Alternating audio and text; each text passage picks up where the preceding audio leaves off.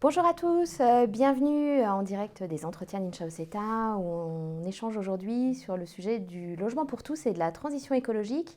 Et quand on parle de logement pour tous, on va s'intéresser à comment est-ce que les habitants qui sont donc dans ces logements peuvent venir contribuer à l'efficacité environnementale et à la transition écologique de leur logement. Pour ça, on va échanger avec Billy Guidoni, président de Modus Edificandi, et Anthony Forêt, qui est directeur de l'innovation de Val Touraine Habitat. Peut-être une première question pour vous deux, qui est, on parle de maîtrise d'usage, comme on parle de maîtrise d'ouvrage et de maîtrise d'œuvre maintenant dans le logement. Peut-être, pour les gens qui nous écoutent, une première définition de ce qu'est la maîtrise d'usage et de ce qu'on met derrière. Oui, très bien. Effectivement, on commence à parler de maîtrise d'usage. De manière très synthétique, la maîtrise d'usage, c'est le fait d'intégrer dans un processus décisionnel les usages des habitants, des locataires ou des parties prenantes qui vont participer à la conception d'un projet qui leur est propre, la conception d'un projet d'habitat. Je m'arrête une seconde sur le mot usage, on devrait dire la maîtrise des usages, puisqu'il y a différents types d'usages. Il y a l'usage individuel que je vais avoir en tant qu'habitant de mon logement, par exemple, puis de mes parties communes, puis de mon quartier. Donc, il y a la dimension individuelle de l'usage et puis la dimension collective, puisque je vais aussi partager ces usages avec mes voisins. Et donc, on va partager des espaces techniques, mais aussi sans doute des rapports sociaux. Il y a quelques techniques, je ne vais pas rentrer dans le détail à présent, on y reviendra peut-être un peu plus, pour justement aller capter ces usages, les observer en incitant plus ou moins justement l'interaction avec les personnes présentes. L'ADN fondamental, c'est d'aller sur le terrain pour regarder, comprendre, observer et s'inspirer de cette expertise de la fonctionnalité quotidienne. Je terminerai juste cette approche de la maîtrise d'usage qui souvent est prise aujourd'hui dans le cadre d'un projet particulier. On commence à se dire, il y a un projet qui va émerger, il faut qu'on aille à la rencontre de ceux qui vont être concernés par ce projet. Je pense que ce qui est plus fondamental, c'est d'intégrer cette dimension-là dans une sorte de continuum relationnel qui doit être stimulé toute l'année, puisque l'objectif, selon moi, n'est pas simplement à un instant T d'aller voir les individus pour dire « tiens, en fait, qu'est-ce que tu en penses ?» mais plutôt d'installer cette relation de confiance, d'écoute, de concertation, d'observation, tout au long de l'année par un certain nombre de dispositifs qui vont permettre, le moment venu, si j'ose dire, que les personnes soient configurées à être proactives dans cette dimension de « je donne mon avis et je participe d'un consensus entre mes futurs camarades de jeu », si j'ose dire. Voilà sur la maîtrise d'usage, assez rapidement. Et peut-être, Billy, parce que peut-être présenter Modus Edificandi, puisque du coup c'est un dispositif nouveau. Oui, alors nous on est un opérateur et effectivement un procédé aussi pour fabriquer un immobilier collectif urbain, donc on travaille qu'en ville, qui est mixte en matière de personnes et de fonctions, qui est basé sur la demande des usagers et qui est évolutif dans le temps.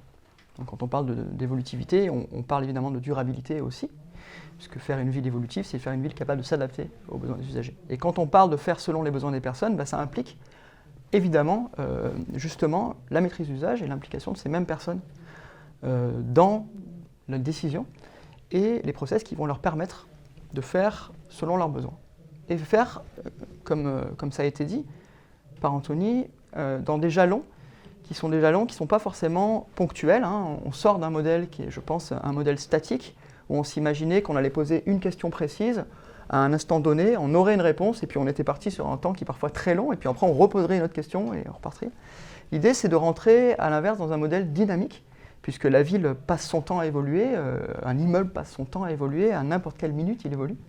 Et donc un modèle dynamique serait de dire constamment être capable de réévaluer, non pas un, mais plusieurs besoins, finalement en ajustant les réponses à chacun, et finalement en essayant de faire une adaptation continue de la ville, de l'immobilier aux besoins de ses usagers. Donc en matière de maîtrise d'usage, la temporalité et la fluidité de la temporalité pour moi est extrêmement importante. Alors, on voit que c'est un processus qui doit s'effectuer en continu même au-delà de la vie d'un bâtiment, parce qu'on a parlé de quartier, de parties communes. Concrètement, comment on fait pour mobiliser ces futurs usagers quand c'est des opérations de restructuration ou des opérations neuves, ou les usagers, les habitants déjà présents?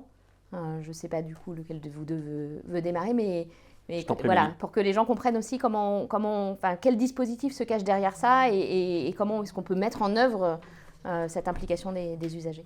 Alors je peux parler de la manière dont on travaille nous, évidemment, il y a plein d'approches très différentes, je suis sûr que tu en parleras. Nous, ce qu'on pense, c'est que pour faire les bonnes décisions, il faut comprendre à la fois les choix qui s'offrent à nous, mais aussi les tenants, les aboutissants et les impacts.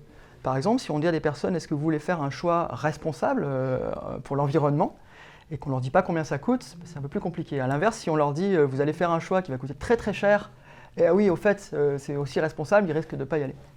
Nous, ce qu'on dit aussi, c'est que d'une autre façon, les choix sont souvent proposés de manière binaire. Est-ce que vous voulez une option A? Oui, non. Est-ce que vous voulez une option B? Oui, non. Nous, ce qu'on dit, c'est qu'on propose sur des thématiques données, par exemple sur la thématique des communs, par exemple la toiture terrasse, des espaces extérieurs ou des espaces intérieurs, on va proposer plusieurs options. Est-ce que cette toiture terrasse, elle est accessible? Est-ce qu'elle est plantée? Est-ce qu'elle a une cuisine d'été? Est-ce qu'elle a, je ne sais pas, un petit bassin pour se baigner? Et puis les personnes vont pouvoir voter pour chaque option par ordre de préférence en affectant leur poids dans l'immeuble, par exemple leur tantième de copropriété, en connaissance des coûts, des charges qu'ils vont payer, mais aussi de l'impact, notamment de l'impact environnemental dans le cycle de vie du bâtiment. On leur donne donc bien finalement une vision globale du choix qu'ils vont faire, de manière responsable, mais aussi une évaluation finalement pondérée des votes, puisqu'on ne vote pas oui-non, mais on va équilibrer les choix de chacun. C'est peut-être pas votre premier choix qui va l'emporter sur la toiture terrasse, mais c'est peut-être votre premier choix qui va l'emporter sur l'espace partagé intérieur. Et de cette manière-là, on équilibre les choix de chacun et on est capable de le faire à mesure de la vie du bâtiment et donc réévaluer constamment cette manière finalement d'affecter, dans ce cas-là, les communs. Très bien. Je vais essayer de compléter Billy sur deux aspects. Le premier aspect, c'est cette approche de la concertation. Là, on voit que Billy, il essaye de réévaluer, de rénover un peu ce moment-là. Je trouve que c'est hyper intéressant d'y réfléchir, puisque je pense qu'aujourd'hui, tous les acteurs qui essayent de faire de la concertation, y compris sur des sujets qui intéressent en premier chef les personnes concernées, arrivent au bout d'une sorte de modèle. On voit qu'il y a une sorte de démobilisation, désaffection, de défiance de ceux à qui on demande leur avis finalement.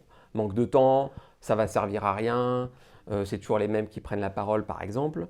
Je pense que ça participe d'un mouvement de fond beaucoup plus profond, de la défiance vis-à-vis des institutions traditionnelles, du système de vote. Je ne vais pas faire de politique ici, mais ça participe de tout ça. Il suffit de regarder les études que produit chaque année le CEVIPOF sur la confiance des citoyens vis-à-vis des organisations dites traditionnelles, des médias, des institutions politiques, etc., etc.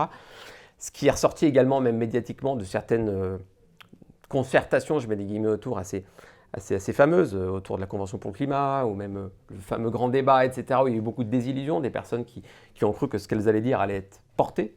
Donc je me positionne pas là-dessus. Donc je pense que c'est intéressant de s'interroger sur comment on fait un peu bouger le modèle de ce moment de l'interaction.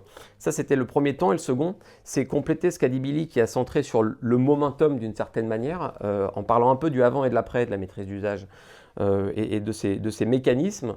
Nous, ce qu'on essaye de faire, c'est justement cette stratégie un peu de continuité, d'installer par des mécanismes de sollicitation de locataires. Voilà, nous, on a créé une sorte de comité des locataires référents qui sont des personnes qui sont volontaires pour régulièrement intervenir sur des sujets qui ne les concernent pas que, mais qui les concernent plus largement en tant que locataires de Val Touraine Habitat, sur leurs espaces verts, sur leur mode de vie, sur le fonctionnement qu'ils ont avec nous, etc. Donc c'est un premier dispositif. On a développé aussi une agence mobile qui nous permet d'aller très très loin sur notre territoire qui est assez rural, pour aller à la rencontre des personnes qui ne peuvent pas se déplacer, exprimer, etc., justement pour recueillir tout au long de l'année là aussi de ce qu'elles ont dans la tête, comment elles lisent là aussi l'évolution de leur environnement, les sujets de voisinage, etc., de se nourrir. Je pense que ce qui est vraiment important, c'est de trouver les mécanismes qui vont nous connecter au réel.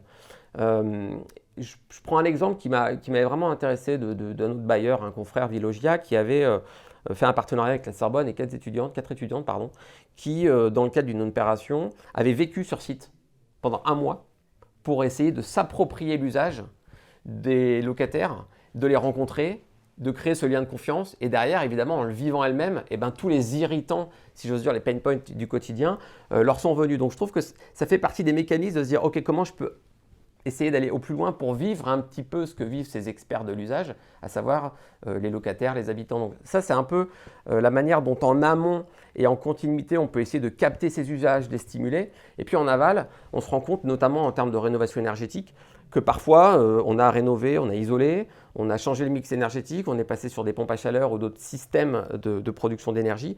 Et pourtant, les locataires qui ont vécu 10, 20, 30 ans avec une manière de pratiquer leur logement ne savent plus le pratiquer, puisqu'ils ont perdu leur repère mémoriel, d'usage là aussi de leur matériel de chaufferie.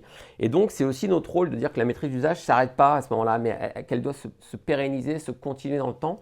Et il y a des initiatives, là aussi, pour prendre des exemples assez concrets que je trouve intéressantes, sur le fait de se dire, en rez-de-chaussée, je ne sais plus quel bailleur en Ile-de-France avait décidé de pérenniser le logement témoin avec le nouveau système de mix énergétique, en faisant venir les locataires, en disant, avant vous fonctionnez comme ça, avec votre système de chaufferie, etc. Maintenant, c'est comme ça que ça fonctionne. Voilà comment on peut user plus intelligemment les nouveaux outils, même y compris les outils de domotique, etc., qui sont à votre disposition, avec un petit matériel qui montrait la consommation énergétique de leur nouveau logement rénové. Voilà, je trouve que c'est intéressant cette continuité, avant-après.